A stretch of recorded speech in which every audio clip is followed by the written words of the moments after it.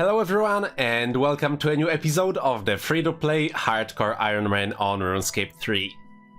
Fletching is free-to-play on RS3, which is great because it's not free-to-play on Oldschool, so it will be fun to try it out in a free-to-play setting, but it's also great because my cash stack is currently very low, and in this game, for free-to-play Ironman, Fletching is a certified money printer. With the gold I have right now, I can afford about 3 weeks of buying daily feathers, but if I get my Fletching to level 75, I don't think I'll ever worry about GP ever again, so that is the goal for today's episode. Enough introduction, I'm really excited to start training this skill, and I hope you'll enjoy. I've never actually cut any trees on this account yet. I'm level 15 woodcutting, but that is all from making woodcutting urns, so behold my very first tree cut on RuneScape 3, on this character at least. And look, we got a level straight away, and what's this? The tree is still up, that's right. On RuneScape 3, basic trees are not depleted after one log, so this will be very convenient for early fletching training. With the woodcutting level that I have, I could actually start cutting oaks straight away, but since I'm still level 1 fletching, we gotta cut those regular trees first, and a lot of them.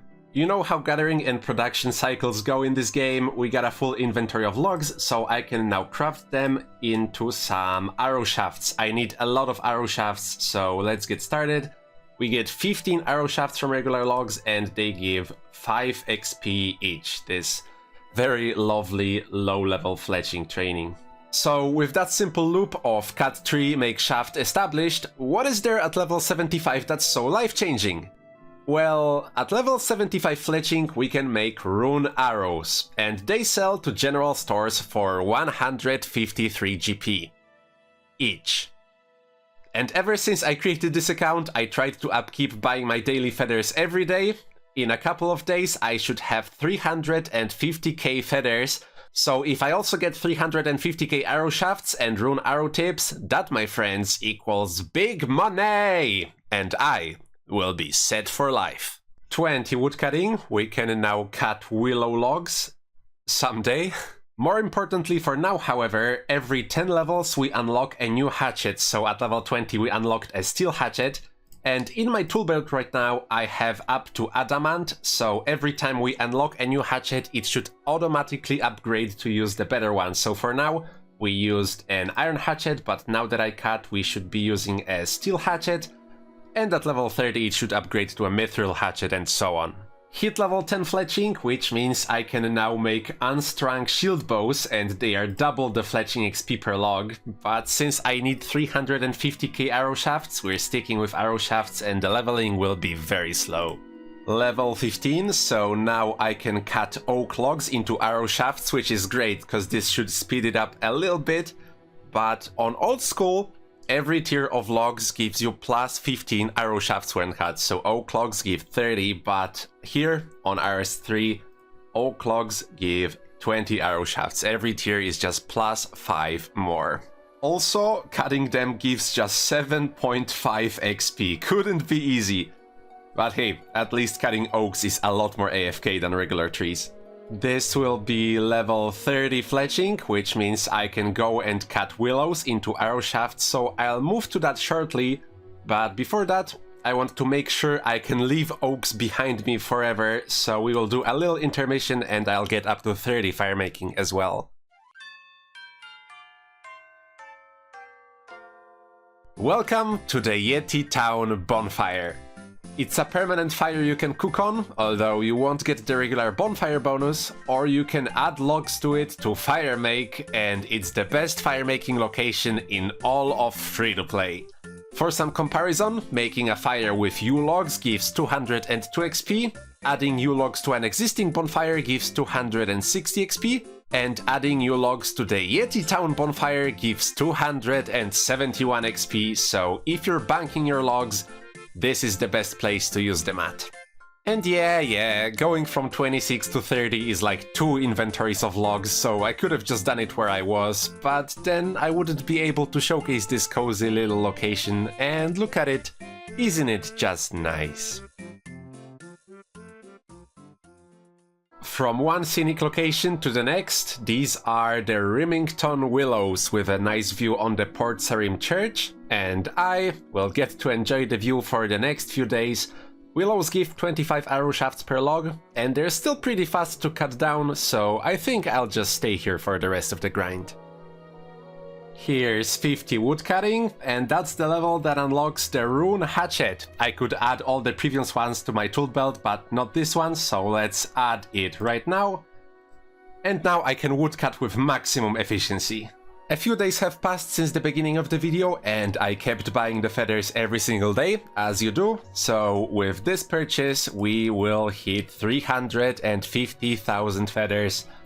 The first step of the Rune Arrow master plan is complete. That doesn't mean I'm gonna stop buying feathers now, of course. You can always find a use for some feathers. 60 woodcutting, 70 woodcutting. I spent a couple more days relaxing at the Willows and got up to 350k arrow shafts that I needed, but if I'm honest, this has been so chill and I've enjoyed my time here so much that I think I'm just gonna stay and get some more. I'm gonna need more arrow shafts in the future anyway, right? Alright, I think this is good enough for a while, so now I have the arrow shafts, I have the feathers, and the last thing left to do is to smith some rune arrowheads. On RuneScape 3, arrow tips are called arrowheads, and every rune bar gives you 75 arrowheads, so we need give or take 5,000 rune bars. So it's a good thing. Some time ago when I didn't know what to do with myself, I just mined runite, and I have a little bit over 10,000 runite and luminite ready to go.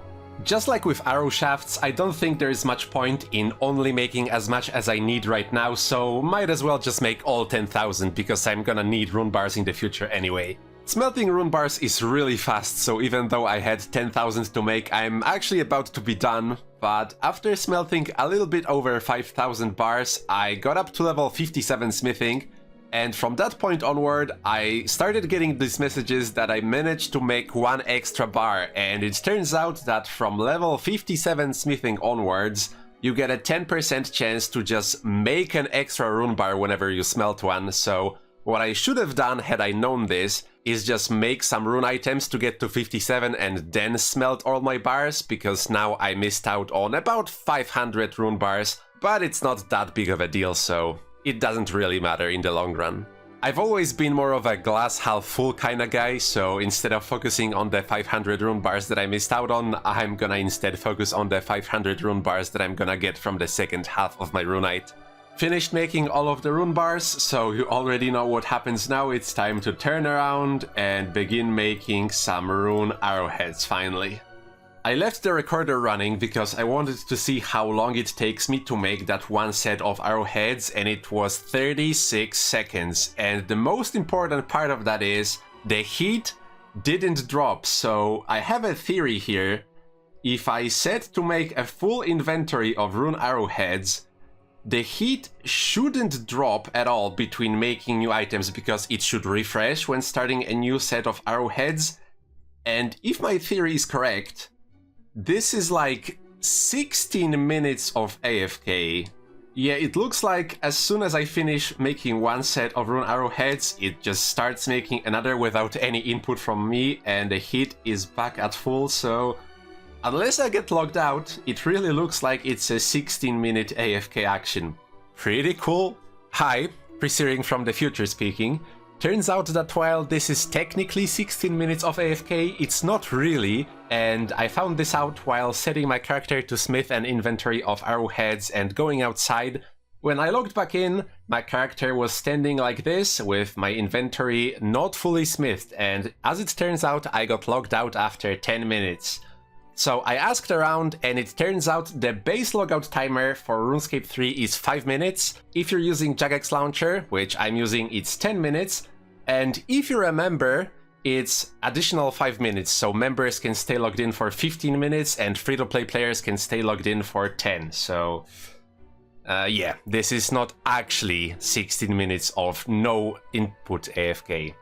But, you know, 10 minutes is still really, really good. Since making each set takes a considerable amount of time, I went ahead and ran some numbers, and making all of the arrowheads that I need will take a little bit over 50 hours of smithing, which is a little bit of a problem because I only have enough money for 3 more days of feather buying, so if I run out, I'll have to figure something out. 60 smithing, 70 smithing. After giving it some thought, I think I'm gonna go for 400,000 arrows, mostly because it will look much better in the thumbnail than 350. I already have the arrow shafts, I'm almost done with the arrowheads, and as for the feathers, I'm just gonna have to figure something out. Speaking of feathers, the fateful day has arrived where I would like to buy my daily beat of feathers and I just can't afford it, I'm absolutely broke, but there is a very good solution to this. Even if I were to feather 400,000 arrow shafts, that still wouldn't get me to 75 fletching that I need to start making rune arrows. And that means I will need to do some bow making to get the required level anyway, so I might as well just make some willow shield bows and sell them to the general store for some GP. There's a willow right next to the Lumbridge general store, and each willow shield bow sells for 48 GP. Gold for feathers? Fletching XP? 2 birds, 1 scone? Alright, after a pretty long but very relaxing time here at the anvil, here is 400,000 rune arrowheads. Only feathers and the level left to go. Man, I'm gonna miss this place. 1 click and 10 minutes of AFK smithing, that's the dream. I got pretty impatient with waiting for the daily feathers and I wanted to speed it up by farming some chickens, but they spawn way too slow, so that's a no-go. And I still need to get over 500,000 fletching XP from making bows on top of feathering all of my arrow shafts, so I think the best course of action will be to just get started on that now and to keep buying the 2k feathers every day. See you in 6 days. You already know what happens now, say it with me: 60 fletching, 70 fletching. Just kidding, that was 80 woodcutting, got you good! Here's the final 1000 feathers, and with that I have all of the supplies that I need. Finally, all of them are here. So I'm gonna go take a couple screenshots for the thumbnail, because of course, and then it's time to make some headless arrows. I'm trying to take a good screenshot for the thumbnail, and I want to include the fletching animation, and my god, why does my character have to be so angry when they're fletching? The facial expression is killing me. Okay, I got it after a while. The secret was to use the bow stringing animation. And speaking of stringing bows, I didn't showcase it before because it's not really useful for anything. Usually cutting unstrung bows is faster. But just in case you wanted to do it, there is some flags you can pick in Taverley. Just a little bit north from there is a spinning wheel, and a further bit north from here is the Berthorpe Bank. Sadly, as I said, this isn't really a good method for anything. There are better ways to get crafting XP and fletching XP, and as for the bows themselves, the best non-degradable bows are the magic short bows and shield bows, and they can be made in free-to-play, although not by irons, because the only way to get magic logs is from the Grand Exchange. And we can just buy them from the Champions Guild. So, while I think this bowstring route is pretty cool, it doesn't have many practical uses, and that's a shame. If you watch my old school videos, then you might know that fletching is my all-time favorite skill in RuneScape, and that's mostly because you can run and fletch arrows at the same time. I love the fact that you can flex it into doing pretty much any activity, so naturally that was the first thing that I tested, and sadly, if you try to feather your headless arrows, your character stops, so that sucks really bad. I really hoped I would be able to do that. The upside is, if you click to feather your arrow shafts, your character makes 60 sets of those, and that takes over a minute, so that is pretty cool. Even though you can't run and fletch at the same time, making arrows only takes 3 inventory slots, so I just had to think of something that takes advantage of that. And I came up with a couple of things you can do in between making some sets of arrows. And the first one is picking up red berries near Varrock. Red berries are a secondary for ranging potions, and there are 2 red berry bushes here.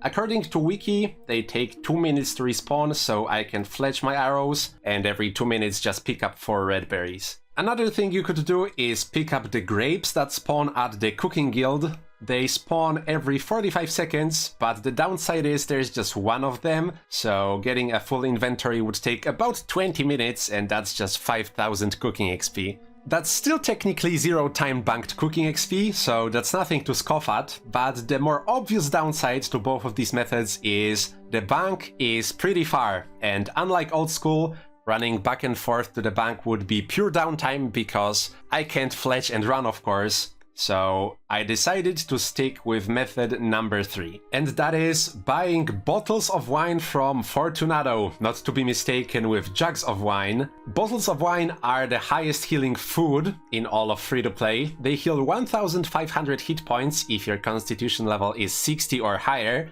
and they reduce your attack by 3 temporarily, which still makes them amazing food for training range or magic.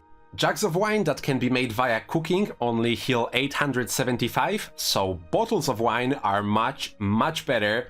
The main downside being they can only be bought from Fortunato, and he restocks 1 bottle every 12.5 minutes, which makes it perfect for my fletching, and the bank is right there. I could also, you know, come back every 2 hours, but doing this makes me feel cool and efficient, so I'm gonna keep doing that.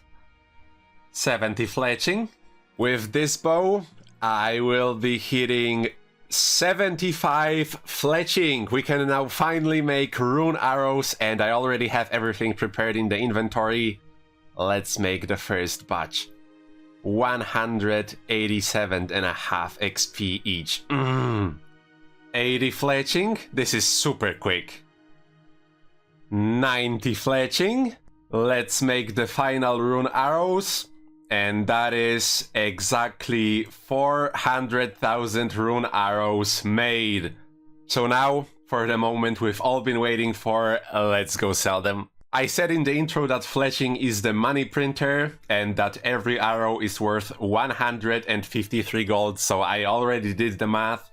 We should expect 61 million from this. I don't think I will ever worry about GP ever again on this account. And right on time, because I still need to buy my feathers for today. That was a really nice grind. Like a classic RuneScape grind. You want money, you want to level up your skills, you find a skill that makes some money, and you just do it. And at the end you get 60 mil. Well, maybe that last part isn't so old school, but other than that, yeah, I really liked it. And it's great to make a lot of money from something that isn't PVM for once. I went from 15 to 84 woodcutting, and from level 1 to 91 fletching, and the goal for the episode has been achieved. I am no longer broke. Now I just have to figure out how to spend it all. So, with all that said, I'd like to sincerely thank you for watching. Hope you enjoyed, hope you'll have a wonderful day, and I hope to see you in the next one. Goodbye. Also, I got 237 wines, so time to live, laugh, love some monsters to death.